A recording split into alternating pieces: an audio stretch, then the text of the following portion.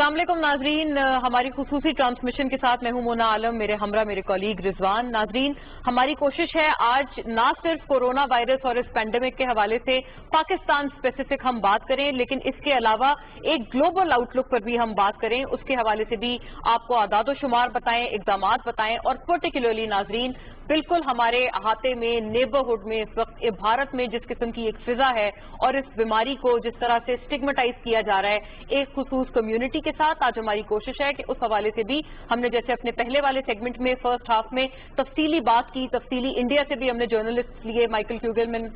हमारे साथ थे, कश्मीर के हवाले से मिशाल हुसैन साहिबा से हमने बात की। तो इस हवाले से अभी भी हमारी कोशिश है कि अब हम जब बात कर रहे हैं अगले हाफ में तो हम बात करें गवर्नमेंट, पाकिस्तानी सियासी लीडरशिप और हमारे तमाम जो सियासी इस वक्त हेड्स हैं या जो सोचने वाले थिंकर्स हैं, पार्लियामेंटेरियंस हैं, वो इस हवाले से क्या कहते हैं, क्योंकि यकीनन एक ग्लोबल अटेंशन रिजवान डाइवर्ट जरूर हुई है। पहले जो कश्मीर पे या भारतीय बर्बरियत पर बहुत फोकस थी, अब वो इस पेंडेमिक की तरफ वो तमाम ग्लोबल प्रेस मकरूज नजर आता है। देखिए, पूरी दुनिया में ये सिचुएशन है कि तमाम ममालिक अपनी अपनी सी कोशिश कर रहे हैं। बहुत सारे ऐसे ममालिक जहां पर रंग, नस्ल और जात की बिना पर, यहाँ तक कि जो इलीगली इमिग्रेंट्स हैं उनके लिए भी सेहत की सहूलियात और जो बुनियादी इंसानी हुकूक हैं उनको फ्राहम करने के लिए वो हुकूमतें इकदाम कर रही हैं। तो दूसरी जानब हम देखते हैं कि बिल्कुल फैशिस्ट हुकूमत है जो कि इस वबा के हवाले से उनका जो नजरिया है या अवाम में वो एक पैगाम देना चाह रहे हैं और एक सोची समझी साजिश के तहत के एक मखसूस मजहब के जरिए इस कोरोना वबा को फैलाया जा रहा है, उसको निशाना बनाया जा रहा है। ना सिर्फ निशाना बनाया जा रहा है बल्कि बुनियादी इंसानी हुकूक की फ्राहमी से भी इनकार किया जा रहा है और इसके नतायज हम देख रहे हैं कि अब इस तरह से आ रहे हैं कि लोगों के ऊपर खुल्लम खुला जो उनकी स्टेट के लोग हैं, हुकूमती लोग हैं, वो भी अपने बयान दाग रहे हैं। बिल्कुल, ये बात दुरुस्त है और अभी जब हमने बात की तो अनफॉर्चुनेटली यही ज्यादातर ओपिनियन सामने आया।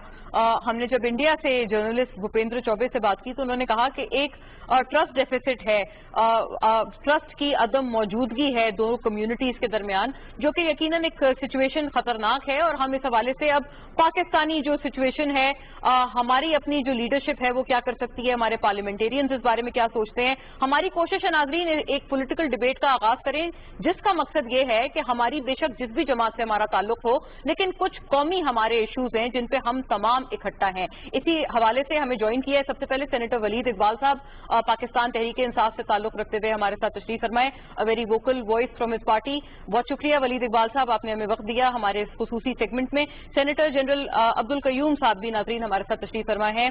PMLN से आपका ताल्लुक है and once again a very decorated soldier, अपने पार्टी से बहुत ही मंझे हुए आप सियासतदान। बहुत शुक्रिया आपका भी जनरल साहब, आप तशरीफ लाए और आपने स्काइप के थ्रू हमें स्पेसिफिकली ज्वाइन किया है सेगमेंट में। पहले अगर आपसे शुरू कर लें वलीद इकबाल साहब, आप फरमाइएगा, the situation is getting worse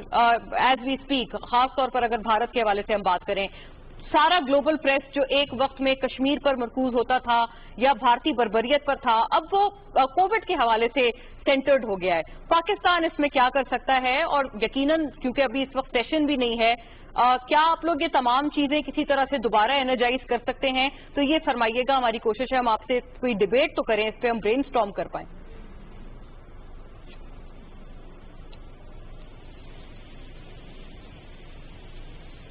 जी वलीद इकबाल साहब।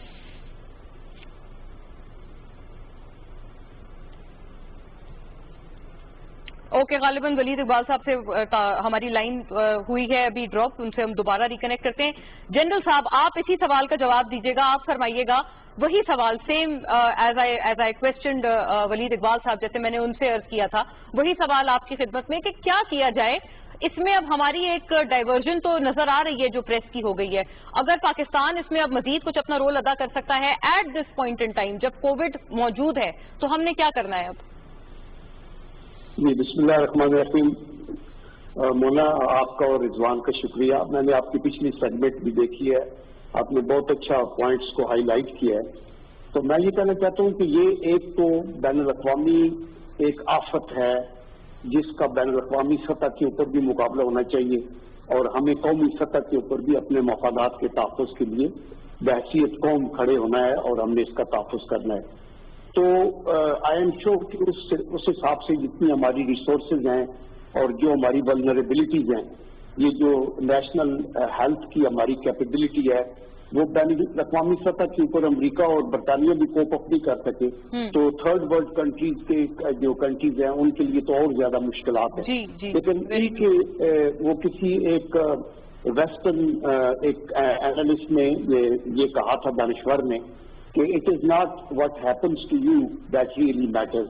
But how you behave while it is happening. So that means کہ مشکل وقت آ گیا ہے لیکن ہمیں حوصلے کے ساتھ اس کے آگے کھڑا ہونا ہے اور اللہ کے کرم سے آئی ایم شیور کہ پوری پاکستانی قوم حکومت کے ساتھ ساری جماعتیں بھی تعاون کے لیے تیار ہیں اور کر رہی ہیں اور آئی ایم شیور کہ ہم اس کو کریں گے. بین الاقوامی سطح کے اوپر چونکہ سارا یہ کووڈ-19 کی طرف دھیان ہے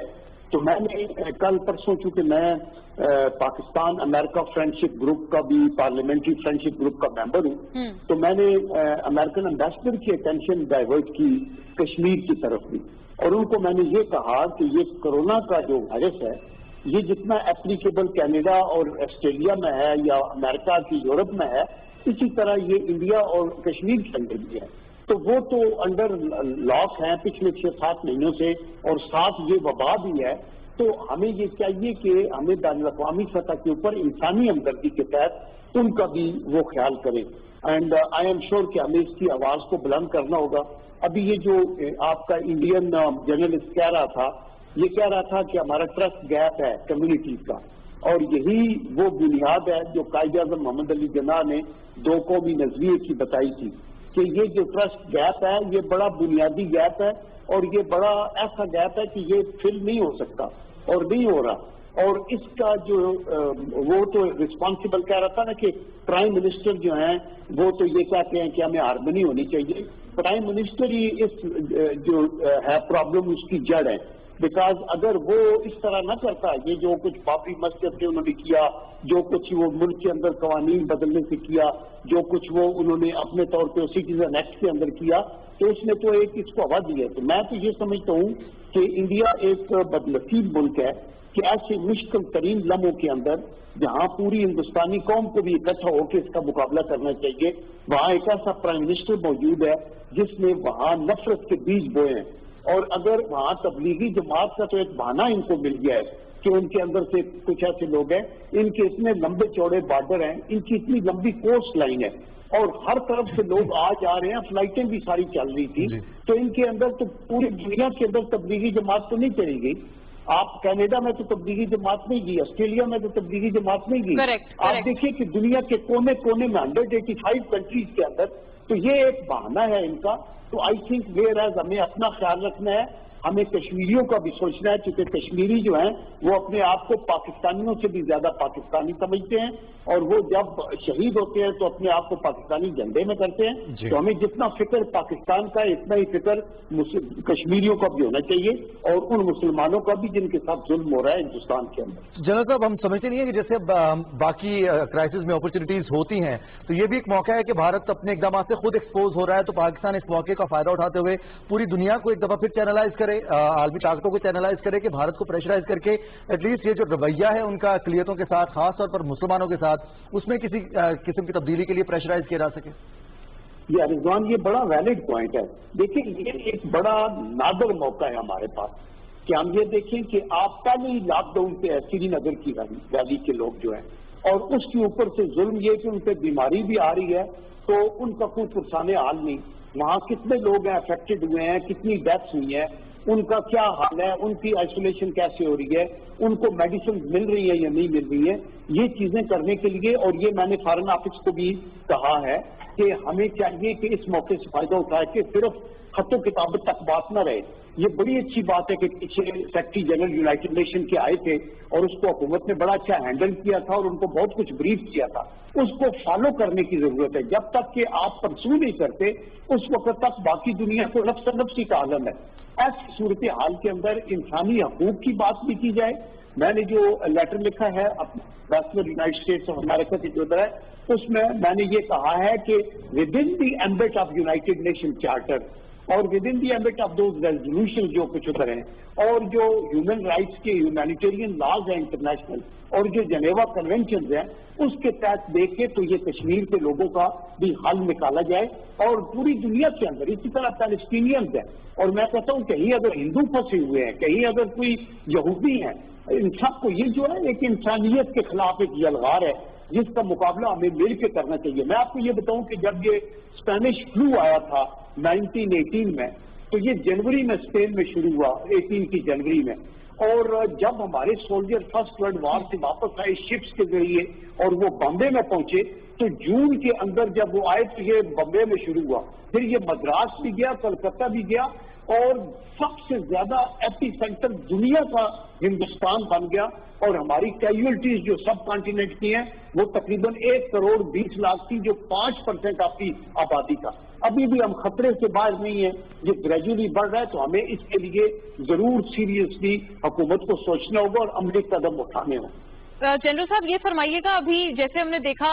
خاص طور پہ بھارت کے حوالے سے بات کرتے ہوئے کہ ایسے حالات میں جن کی سنگینی کا آپ خود ابھی بیان کر رہے ہیں آپ نے بہت کمپریہنسولی بتایا ہے کہ یہ کس لیول کا خطرہ ہے اور جو ترقی پذیر ممالک ہیں ان کے لیے اس سے بھی بڑا چیلنج ہے. یہ فرمائیے گا کہ ایل او سی پر پھر بھی ان تمام چیزوں کے ہونے کے باوجود بھی بھارت کی طرف سے وہی اشتعال انگیزی وہی سیز فائر وائلیشن بلکہ ہیوی آرٹلری کا بھی استعمال کیا گیا. پھر اس لیول تک یہ لوگ گئے کہ انہوں نے یہ کلیم کیا کہ کورونا وائرس کے پیشنٹس جو ہے وہ Pakistan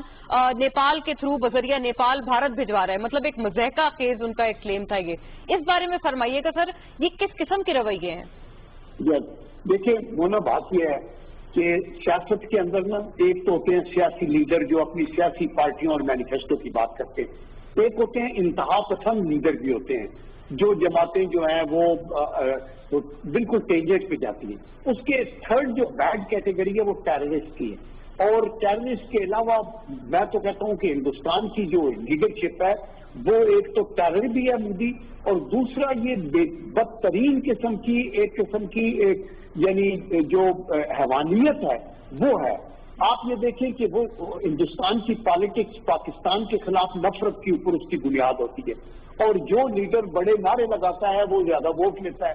that is the reason کہ اگر ملک کے اندر کوئی ان کے اپنا فساد ہو نا کرنسی کا مسئلہ ہو 370 کی بات ہو گئی ہے یہ سٹیزن ایکٹ کی بات ہو گئی ہے کوئی بابری مسجد کی وجہ سے کچھ اور اٹھ گیا ہے تو فوری طور کے اوپر وہ پاکستان کی بوگی کھڑی کرتے ہیں. یہ تو نریندر مودی جب سے آیا ہے آپ دیکھیں کہ لائن آف کنٹرول کے اوپر اس نے سویلین کو بھی مارا ہے جو کہ جنیوا کنونشن کی خلاف ورزی ہے اور ابھی بھی ادھر سے اٹینشن ڈائیورٹ کرنے کے لیے انہوں نے 7 سے 8 لاکھ فوج جو کشمیر میں رکھی ہوئی ہے وہ ابھی تک بھی کنٹرول نہیں کر سکی. 6, 7, 8 مہینے گزر گئے ہیں لاک ڈاؤن ہوا ہے جٹ سچویشن امپروو نہیں ہوئی. اس پر اسٹیشن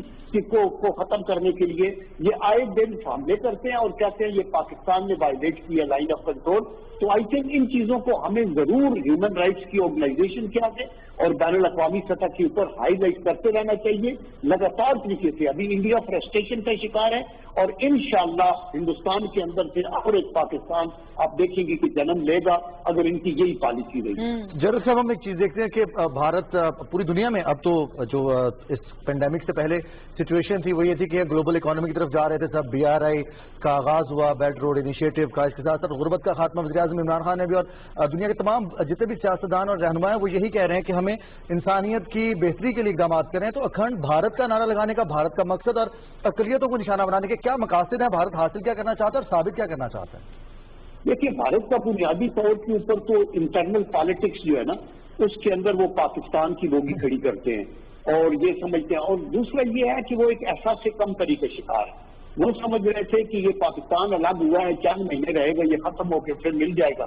یا اگر یہ رہا بھی کنٹری کہ اس کو ہم بھوٹانائز کر دیں گے یا یہ مالدیپ کی طرح کا ایک سیٹلائٹ ہوگا اور اس کو ہم دبائے رکھیں گے. لیکن اللہ کا یہ کرم ہے یہ زندہ تابندہ قوم ہے اور اس قوم نے اپنے پاؤں پہ نہ صرف کھڑے ہوئے بلکہ انڈسٹریل گروتھ بھی کی اپنی ایگریکلچر کو بھی آگے کیا میزائل پار بنی نیوکلیئر پار بنی اور انڈیا کی ضرورت نہیں ہے کہ وہ پاکستان کی سرزمین کے اوپر حملہ کرے. پیچھے انہوں نے بالا کوٹ کے اندر اپنی ایک قسم کی حرکت کی اور اس کا ان کا صلہ پوری دنیا کے اندر جا کر دکھائی دی. تو اس لیے یہ اکھنڈ بھارت کی بات وہ ابھی بھی فخر سے کرتا ہے. میں نے اگلے دن بھی نریندر مودی کو سن رہا تھا اس نے کہا تھا میں نے کہا تھا بابری مسجد डन, मैंने कहा था 370 डन, मैंने ये कहा था आपको ये डन, मतलब है वो अभी भी इसको, और उसका जो इंटीरियर मिनिस्टर है वो उससे 2 कदम और आगे है, वो अभी फ्यूचर में आगे आने की कोशिश कर रहा है। तो आई थिंक इन लोगों ने हिंदुस्तान की ही चेंज बजा देनी है, क्योंकि हम तो दुआ गो हैं कि हिंदुस्तान एक आजाद मुल्क है और उनको अपना हक है अपने मुल्क को अपने तरीके से चलाएं, हमें अपने मामलात में अपने चूक रहने दें। लेकिन चूंकि उनका हेजीमोनिस्टिक डिजाइन है, एक्सपेंशनिस्ट है और साथ ही फाशिस्ट जो फिलॉसफी है वो लेते हैं, तो दैट इज द रीजन कि वो काटता इधर है, भौंकता इधर है, और जब भी उसे पाकिस्तान के इंडिया के अंदर से कोई प्रॉब्लम उठता है तो अभी ये भी कोई बात है कि हमने कोरोना के इन्फेक्टेड जो पेशेंट्स हैं वो हम किसी तरीके से भी हमें, हमारा तो मजहब जो है वो पूरी इंसानियत की खिदमत करने वाला है। हम तो ये कहते हैं कि नाजियों ने यहूदियों के साथ हमारी कितनी मुखालफत है, बट इवन देन हम कहते हैं कि उनको चैम्बर्स में घुसेड़ के 6 मिलियन यहूदियों को जलाया था तो बहुत बुरा किया था, ऐसे नहीं करना है। और यही बात अभी जो नाजी हिटलर कर रहा था वो अभी ये मोदी कर रहा है। हमें क्या पता है लॉकडाउन में श्रीनगर के अंदर कितनी औरतों, बच्चों, बूढ़ों और मर्दों के ऊपर ये जुल्म हो रहा है। ये तो कब्रों के अंदर नीचे जो गिरे हुए मकानों के अंदर से चिल्लाते हुए लोगों को भी गोली मार के चुप करा देते हैं, ये दरिंदगी है। मतलब है इसका कोई किसी नॉर्मल किसी भी कोड ऑफ कंडक्ट के साथ ताल्लुक नहीं है। तो हमें एक ऐसे दुश्मन से सामना है जिसके अंदर कोई नॉर्म्स नहीं है, डिसेंसी नहीं है, कोई सिविलाइजेशन नहीं है, वो हमारे वजूद से खारिज है और वो हमारे वजूद पे आपका मुखालिफ भी है। जनरल साहब ये बताइएगा, बड़ा एक सवाल इस सेंस में मेरा कि क्या ये कोरोना वायरस, जाहिर है ये वबा है, लेकिन क्या ये भारत अपने लिए एक ब्लेसिंग इन डिस्गाइज समझता है? क्योंकि हम देखते हैं कि मुसलमानों को जिस किस्म से मार्जिनलाइज किया जा रहा है इसकी आड़ में, कोरोना वायरस की आड़ में, आपने खुद ही फरमाया तबलीगी जमात का वो जो तमाम एक सिलसिला हुआ और कैसे उनको स्टिग्मेटाइज किया गया। ये फरमाइएगा, ये सिटीजनशिप अमेंडमेंट एक्ट को एक जस्टिफाई करने का तरीका भारत ने ढूंढ लिया है कोरोना वायरस की आड़ में? वो समझते हैं कि इस एक्ट को, वो लोग डिस्क्रिमिनेशन जो इसमें हुई है इस एक्ट में, उसको जस्टिफाई करेंगे कि जी इसी वजह से हमने मुसलमानों को अलहदा किया था क्योंकि ये तो खराब ही लोग हैं और ये लोग वायरस भी फैला रहे हैं वगैरह वगैरह, what ever there blame game is. एक तो ये बात। दूसरा ये भी इस सेंस में भी क्या ब्लेसिंग इन डिस्गाइज भारत समझता होगा कोरोना वायरस को, क्योंकि ये तमाम इश्यूज बड़े बर्निंग इश्यूज थे, जैसे कश्मीर है, 5 अगस्त 2019 का उनका इकदाम, जैसे उन्होंने एब्रोगेट किए कश्मीर के जो सेक्शंस थे, आर्टिकल्स थे वो, उसके बाद सिटीजनशिप अमेंडमेंट एक्ट लाए, दिल्ली में मुसलसल बिल्कुल अनडेटर्ड वहां पर प्रोटेस्ट चल रहे थे, सिविलियंस जो है वो सरापा एहतजाज थे, तमाम चीजें एक तरह से आप देखें ना उनके लिए तो बड़ी एक बैक बर्नर पे चली गई हैं। तो क्या वो समझते हैं वाकई कि ये एक ब्लेसिंग इन डिस्गाइज आई है और अपने ये अल्टीरियर मोटिव्स के लिए ये इसको इस्तेमाल कर पाएंगे?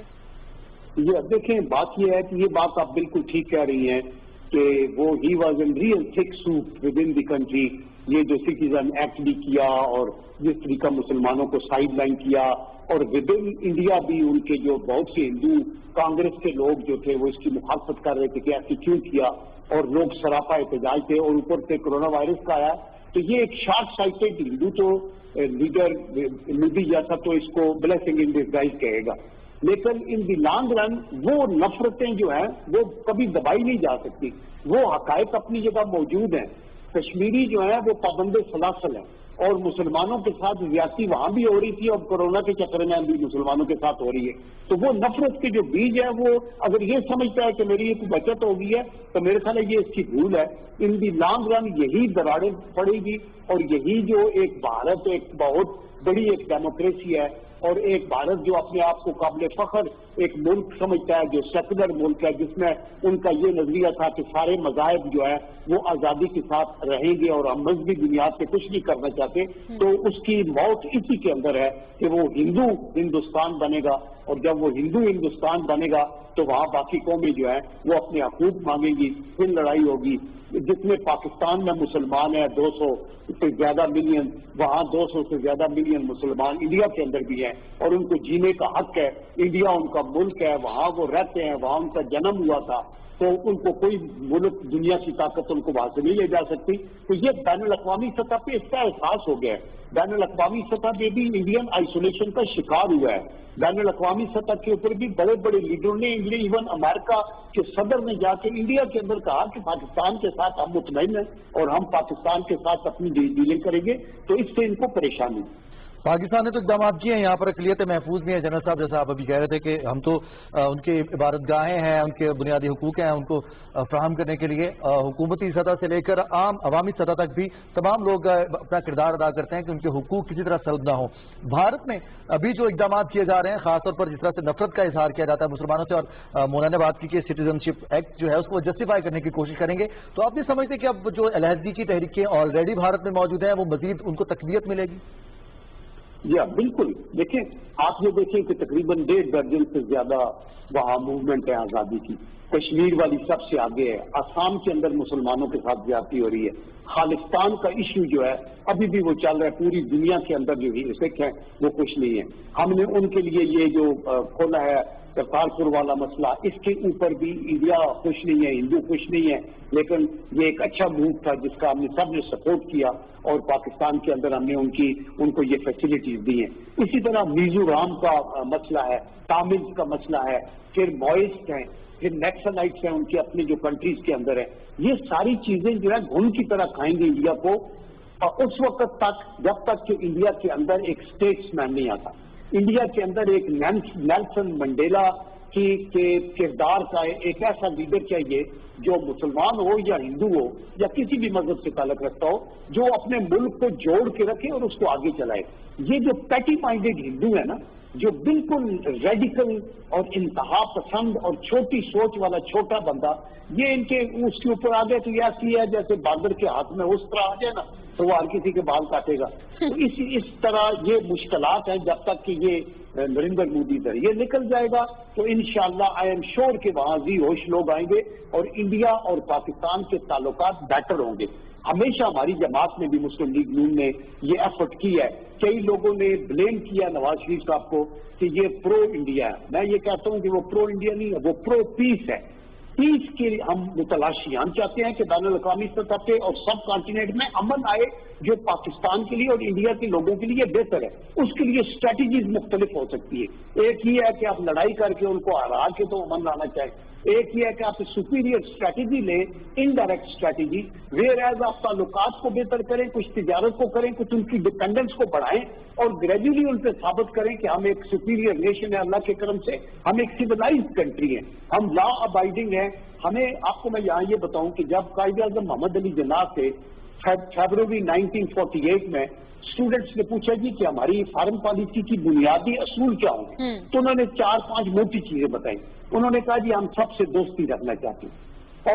اور دوستی میں جب انہوں نے کوالیفائی کیا کہ لیبر سے اسپیشلی اور سپر پاورز کے ساتھ, دیکھو کتنے ویژنری بات تھی. نمبر 2 انہوں نے کہا ہم کسی کے خلاف جارحیت نہیں کرنا چاہتے, بالکل کسی سے صورت نہیں. نمبر 3 انہوں نے کہا ہم UN کے چارٹر کو ابائڈ بائی کریں گے. نمبر 4 انہوں نے کہا کہ انٹرنیشنل ریلیشنز میں ہم آنےسٹی اور فیئر پلے کو آگے لے کے آئیں گے. آج کل کی دنیا میں یہ کہا جاتا ہے کہ پالیٹکس یا ڈپلومیسی سب فراڈ ہے, جھوٹ بولو, غلط کرو, پرنسپل کو توڑو. انہوں نے کہا آنےسٹی اینڈ فیئر.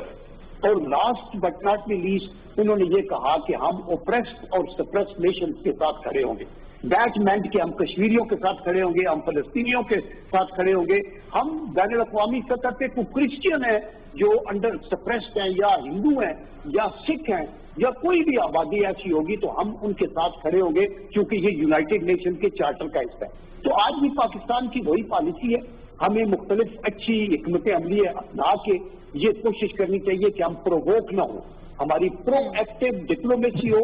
ایک اسٹرانگ ایکسٹیریئر منوور ہو, ہم دنیا کے اندر اپنے دوست پیدا کریں. بہت سے ملک جو افریقن کانٹیننٹ کے ہیں ان کے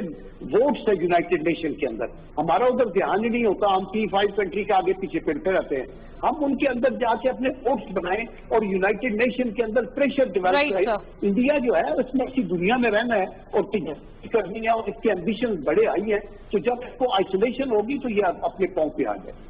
سر یہ آخر میں فرمائیے گا کہ کرتارپور کے حوالے سے بھارت کوئی موقع نہیں چھوڑتا،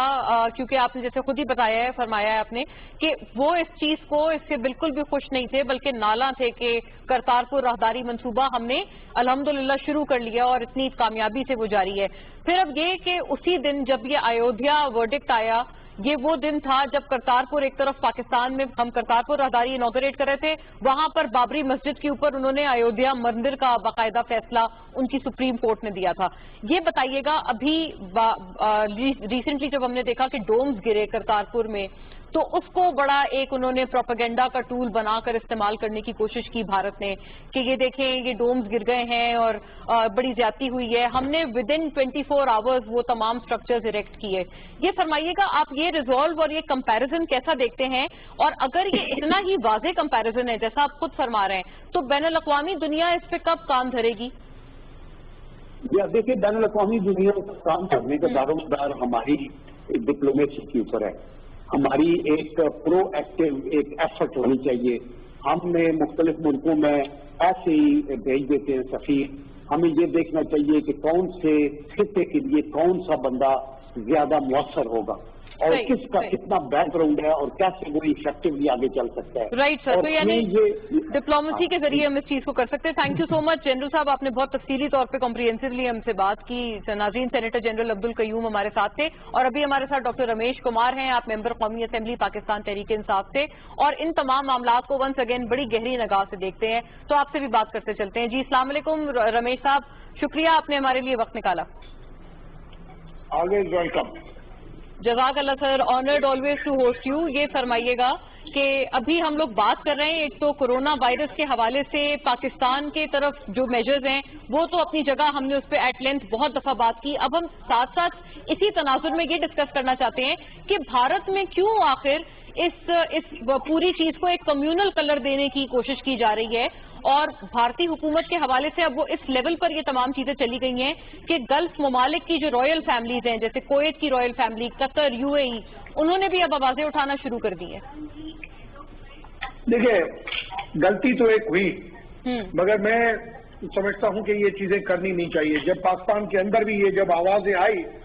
میں پہلا بندہ تھا جو میں نے کہا کہ یہاں پہ یہ چیزیں نہیں کریں۔ پہلے بھی ہم فرقہ وارث میں بہت بٹے ہوئے ہیں کہ ایک طرف ایران کے زائرین کے اوپر بات کی گئی، ایک طرف رائیون کے تبلیغ کی بات کی گئی، تب بھی میں نے کہا کہ یہ چیزیں بات نہیں کریں۔ میں سمجھتا ہوں یہ چیزیں خدا کی طرف سے جو چیز جہاں پہ لکھی ہوئی ہوتی ہے وہ ہو جاتی ہے، اور کم سے کم اس کو ایز اے نیشن لڑنا چاہیے۔ پاکستان ہو چاہے انڈیا ہو چاہے دنیا ہو، جہاں پہ ایز اے نیشن نہیں لڑا جاتا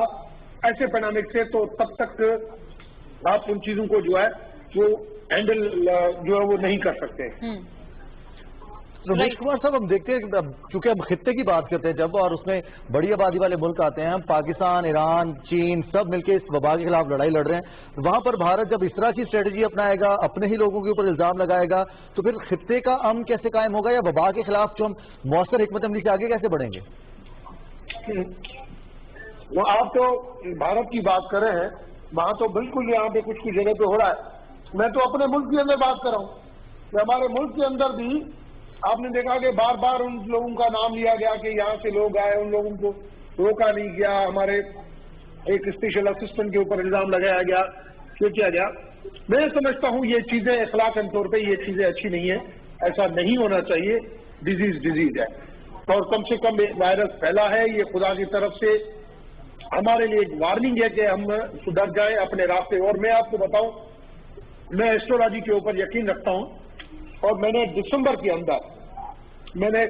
26 دسمبر کے بعد میں نے بتایا تھا کہ یہ آسمان چینج ہو رہا ہے، اور 6-7 مہینے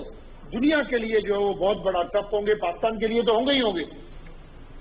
دنیا کے لیے ٹف ہوں گے، اور بہت جیسے 99 اور 2000 والی سچویشن تھی ویسے میں نے ابھی ایک کارمک سائیکل کے اوپر کالم بھی لکھا ہے، اس کے اندر بھی میں نے یہ چیزیں وارن کی ہے کہ ستمبر تک ہمیں یہ چیزیں جو ہے وہ بہت کیئرفلی دیکھنی بھی چاہیے، اور ہم ان چیزوں سے سفر بھی کریں گے۔ میں سمجھتا ہوں اس وقت الزام بازی سے نکل کے حقیقت پسند ہو کے اور خدا کے پاس اپنے کفارت کریں، اپنے گناہ معاف کرائیں، اور اس ایپیڈیمک سے نکلیں تو زیادہ بہتر ہوگا۔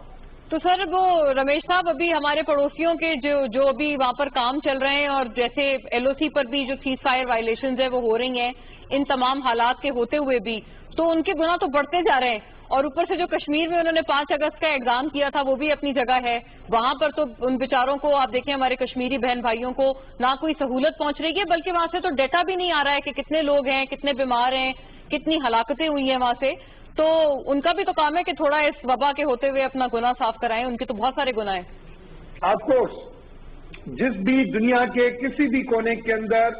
کوئی بھی لوگ جو انسان کے اندر خدا بیٹھا ہوا ہے، جو بھی انسانیت کے ساتھ کھلواڑ کر رہے ہیں، چاہے دنیا کے کسی بھی کونے میں ہو، میں سمجھتا ہوں تاریخ کبھی ان کو معاف نہیں کرے گی، اور یہ خدا نے بتا دیا ہے کہ آج سائنس، آج یہ ہر چیز جو ہے وہ خدا کی کرنے کے آگے جو ہے وہ بالکل مایوس ہوگی۔ یہ آپ کو میں آج مناج پڑھا تھا 1948 کا ناول، ہاں آپ دیکھیں کہ وہ آپ ان چیزوں کے اوپر دیکھیں کہ ایسے ایسے فلاسفر ہمارے پاس آئے ہیں جو اس وقت جو چیزیں لکھتے تھے کہ 1987 میں یہ ہوگا، آج یہ ووہان میں ہوگا، تو یہ جو چیزیں ہیں یہ ہمارے لیے بہت کچھ ہے، ہمیں سیکھنا چاہیے، ہمیں اپنے مذہبی کتابوں سے سیکھنا چاہیے، ہم روزہ رکھتے ہیں، نماز پڑھتے ہیں، مسجد جاتے ہیں، مندر جاتے ہیں، چرچ جاتے ہیں، باہر آ کے ایک دوسرے کو گالیاں دیتے ہیں۔ میں سمجھتا ہوں یہ وقت ملا ہے، اگر ایسے وقت کے اندر جب خدا کی تلوار ہمارے اوپر لگی ہوئی ہے، ہمیں یہ پتہ نہیں ہے کہ اسٹوڈیو سے باہر نکل کے کہ ہم کل کورونا میں پازیٹو ہوں گے یا نیگیٹو ہوں گے، اس قدر تک ہم جو ہے وہ وارننگ میں آ گئے ہیں، اس کے باوجود بھی اگر ہماری آنکھیں نہیں کھلتی، ہم اپنے آپ کو آج بھی اگر خدا سمجھتے ہیں، بادشاہ سمجھتے ہیں، تو میں سمجھتا ہوں اس کو سبق سکھانے والا خدا خود جو ہے وہ آ جائے گا، اور ایسے لوگ ہر جگہ پہ موجود ہیں، ایسے لوگ پاکستان میں بھی موجود ہیں، فکر نہیں کریں، یہاں پہ بھی آج آپ نے دیکھا مائنارٹی کمیشن کے حوالے سے نور اللہ قادری نے بل دے دیا کہ میں چیئرمین بنوں، ارے کمیشن مائنارٹی کی بن رہی ہے، آپ کیسے بول رہے ہو؟ تو ہر جگہ پہ ایسے مائنارٹیز کے ساتھ ہوتے ہیں، میں سمجھتا ہوں ایسے نہیں ہونا چاہیے اور ان چیزوں کو بھرپور مذمت کرنی چاہیے۔ دنیا کے اندر وہ لوگ کوئی شک نہیں ایکٹیوسٹ ہیں وہ اس کے لیے آواز، یہ ایک موقع ہے کہ ہم اپنے آپ کو دیکھیں اور انٹروسپیکٹ کریں اپنے اعمال پہ۔ جی بہت شکریہ ڈاکٹر رمیش کمار، بلکہ ڈاکٹر صاحب نے تو بڑی ایک انٹرسٹنگ بات یہ بھی کہی کہ وہ کہہ رہے ہیں انہوں نے پہلے ہی فورس ہی کر لیا تھا، وقت کی کمی ہے، ورنہ رضوان ہم ان سے پوچھتے کہ اگر انہوں نے آنا فورس ہی کر لیا تھا تو اس کا جانا بھی فورس ہی کر کے مونا، اور انٹرسٹنگلی جو جس چیز کے حوالے سے ڈاکٹر صاحب بات کر رہے تھے، پاکستان میں تو اس حوالے سے سینسس ہو چکا ہے، جو زائرین کے حوالے سے بات ہوئی یا پھر تبلیغی جماعت کے حوالے سے یا کسی بھی فقہ کے حوالے سے بات ہوئی تو اس کے اوپر تو تمام علماء کے ساتھ وزیر اعظم نے ان سے مشاورت کی، صدر مملکت نے ان کے ساتھ متفقہ طور پر اعلامیہ جاری کیا کہ ہم اپنی عبادات کو کیسے جاری رکھ سکتے ہیں، اور یہ صرف مساجد یا جو صرف مسلمانوں کی عبادت گاہیں نہیں بلکہ تمام عبادت گاہوں کے اوپر یہ لاگو ہے کہ وہاں پر کون کون سے میجرز لینے ہیں تاکہ ہم اس وبا کو اپنی عبادت گاہوں کو ہم محفوظ رکھ سکیں اور ہماری عبادت گاہیں حفاظت کا اور امن کا گہوارہ ہی رہیں۔ بالکل، اور بات ایک یہ بھی ہے، مجھے لگتا ہے فار کلیئرٹی یہ بات ہے اینڈ فار اسٹریٹننگ دا ریکارڈز کہ کبھی بھی یہ اعتراض نہیں ہوا ناظرین کہ کوئی زائرین آ رہے ہیں تو ایک خصوص ہم کسی کو بات کر کے کسی کے حوالے سے یہ کہہ رہے ہیں کہ وہ کیوں آ رہے ہیں، بات یہ نہیں تھی، بالکل ان کا گھر ہے، ان کا ملک ہے، وہ نہیں آئیں گے تو کہاں جائیں گے، یہ دس از دیئر کنٹری، ان کا رائٹ ہے، بات یہ نہیں تھی، بات یہ تھی کہ وہ جو کوارنٹین فیسلٹیز ہیں جو بارڈر پر یا جو ان مقامات پر تھیں ان کے حوالے سے سوالات تھے، it was not about any particular community. ہم نے ایک جسے کہتے ہیں منہ بولتا ثبوت ابھی حال ہی میں دیکھا ہے کہ جیسے ود ان 24 آورز ناظرین اتنے مشکل حالات کے ہوتے ہوئے، لاک ڈاؤن کے ہوتے ہوئے، کووڈ کے ہوتے ہوئے، ہمارے جب کرتارپور جو ہمارا پورا منصوبہ تھا وہاں پر جب ڈومز گرے موسمیاتی خرابی کی وجہ سے تو ہم نے ود ان 24 آورز ان کو ایریکٹ کیا، اور ایسی بے پناہ مثالیں ہیں جو کہ صرف اور صرف یہ بتاتی ہیں کہ 11 اگست کا قائد اعظم محمد علی جناح کا جو ایڈریس تھا، جو انہوں نے مائنورٹیز کو، اقلیتوں کو اقلیت سمجھا ہی نہیں، ان کو جو حقوق اور جس طرح سے انہوں نے ایک جٹ باندھا ہے ہم سب کو، وہ تمام کے لیے ایک مثل راہ ہے، اور ہم اس کو ہر طرح سے اس پہ گامزن ہونے کی اسٹیٹ لیول پر تو ہے ہی ہے، دیر از نو ڈسکریمنیشن ایٹ آل، لیکن اپنے ایون سماجی لیول پر ہم اسی طرح سے اس عزم پر کوش آئیں۔ اور مونا اب دیکھیے آپ نے بات کی کرتارپور کی، تو اس سے پہلے جو احساس ایمرجنسی کیش پروگرام جس کا آغاز ہوا تو اس میں پاکستانی شناختی کارڈ ہولڈر کس نسل سے اس کا تعلق ہے، کس مذہب سے ہے، کس خطے سے ہے، किस इलाके से है, किस पार्टी से है। इस चीज से बालाए नजर हुकूमत ने उनके लिए एहसास इमरजेंसी कैश प्रोग्राम का आगाज किया और आज वज़ीर आज़म का जो राशन पोर्टल है उसका भी बाकायदा इजरा कर दिया गया है। तो ये वो सबूत है कि स्टेट लेवल पर भी और अवामी लेवल पर भी किसी को राशन देते हुए उसका मजहब नहीं पूछा जा रहा, किसी का अगर कारोबार बंद हो रहा है तो उसको इमदाद देने के लिए उसका मजहब नहीं पूछा जा रहा, उसका इलाका नहीं पूछा जा रहा, उसकी सिर्फ मदद की जा रही है बतौर इंसान, बतौर पाकिस्तानी। और इसमें रियासत से लेकर इस मुल्क का एक एक फर्द शामिल है और ये वो मिसालें हैं जिनकी बिना पर हम बात करें। और शायद हमारा फोर्सी करने की बात अगर कर रहे हैं तो मोना, हमने जो देखा कि दिसंबर में वुहान से बहुत ज्यादा प्रेशर था कि लोगों को हम वहां से निकालें, लेकिन नहीं निकाला। जिन ममालिक ने निकाला वहां पर क्या हालात है? ये वेरी राइटली पॉइंटेड आउट। लेकिन नाज़रीन, that's all the time that we had. हम इंशाल्लाह फिर किसी नशिस्त में आपको मिलेंगे। सी यू अगेन इंशाल्लाह। अपना ख्याल रखिए, स्टे होम, स्टे सेफ। अल्लाह हाफिज।